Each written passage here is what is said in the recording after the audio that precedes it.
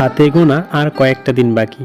ইতিমধ্যেই হাপানিয়াস্থিত মধ্যপাড়াতে সরস্বতী মায়ের মাতৃপ্রতিমা একটু একটু করে তিলে তিলে গড়ে উঠছে প্রতিমা শিল্পী অপু দত্তের হাতে।